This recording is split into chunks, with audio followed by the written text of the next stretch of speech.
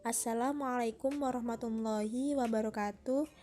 Baik, kami dari kelompok 3 dengan anggota Asrofiati Fitriah dan Ella Zulfanafisah bermaksud untuk menyampaikan materi kami yang berjudul Perkembangan Pribadi, Moral, dan Sosial.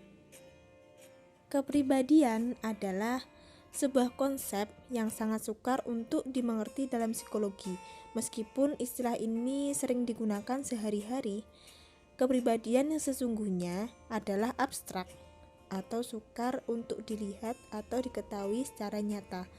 Yang dapat diketahui adalah penampilan atau bekasnya dalam segala segi dan aspek kehidupan. Dengan kata lain, pribadi atau kepribadian itu dipakai untuk menunjukkan adanya ciri khas yang ada pada seseorang. Ada beberapa tokoh yang mengemukakan pengertian kepribadian, yaitu yang pertama Allport.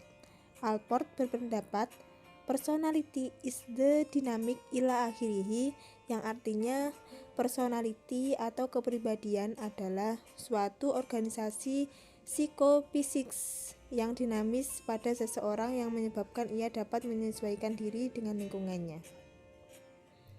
Yang kedua adalah May, berpendapat bahwa kepribadian adalah suatu aktualisasi diri dari proses hidup dalam seorang individu yang bebas, terintegrasi dalam masyarakat, dan memiliki satu perasaan cemas dalam batin yang berhubungan dengan religiusitas. Yang ketiga bisa dilihat di makalah kami. Perkembangan kepribadian anak. Perkembangan kepribadian anak adalah perkembangan pola perilaku dan sikap yang membentuk seseorang. Pada dasarnya, perkembangan kepribadian terjadi akibat adanya interaksi dari temperamen, karakter, dan lingkungan. Lingkungan yaitu tempat anak tumbuh dan berkembang. Faktor yang mempengaruhi terbentuknya kepribadian. Menurut Andy M. mengatakan bahwa kepribadian terbentuk dari 3 faktor, yaitu faktor bawaan atau hereditas, yang kedua lingkungan, dan yang ketiga citra diri atau self concept. Perkembangan moral.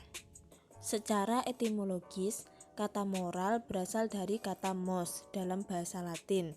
Bentuk jamaknya adalah mores, yang artinya adalah tata cara atau adat istiadat.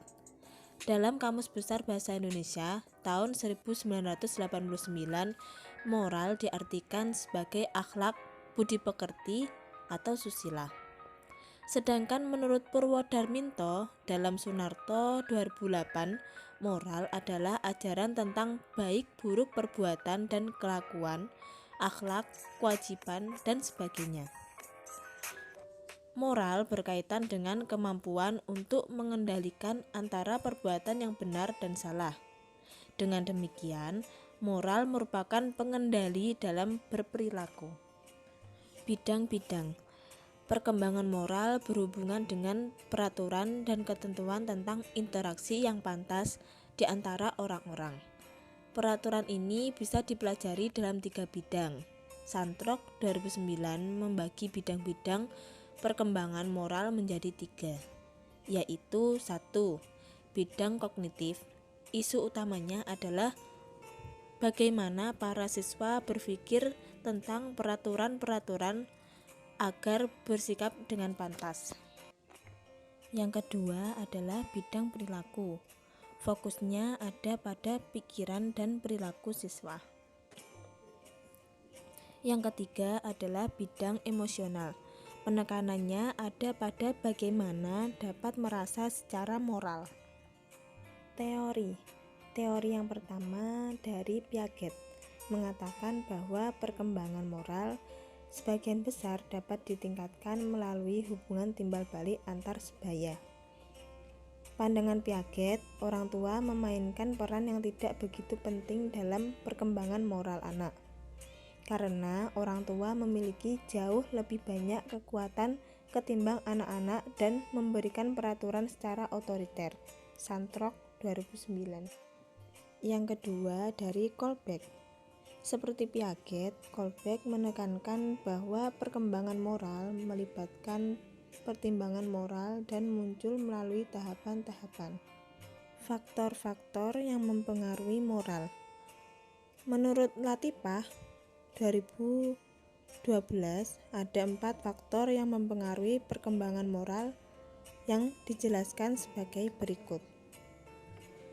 Yang pertama, perkembangan kognitif umum.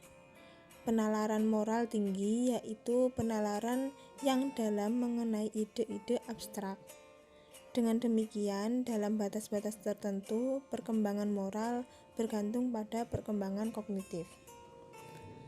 Yang kedua adalah penggunaan rasio. Seseorang lebih cenderung memperoleh manfaat dalam menyatakan bahwa disequilibrium adalah anak-anak berkembang secara moral ketika mereka menghadapi suatu dilema moral yang tidak dapat ditangani secara memadai dengan menggunakan tingkat penalaran moralnya saat itu. Untuk faktor yang ketiga dan yang keempat, bisa disimak di makalah kami.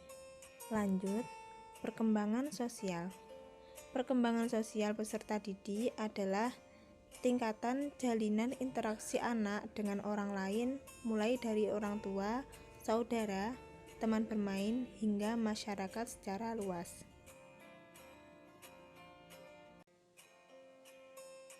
Faktor yang mempengaruhi perkembangan sosial anak. Yang pertama yaitu dari keluarga. Keluarga merupakan lingkungan pertama yang memberikan pengaruh terhadap berbagai aspek perkembangan anak, termasuk perkembangan sosialnya.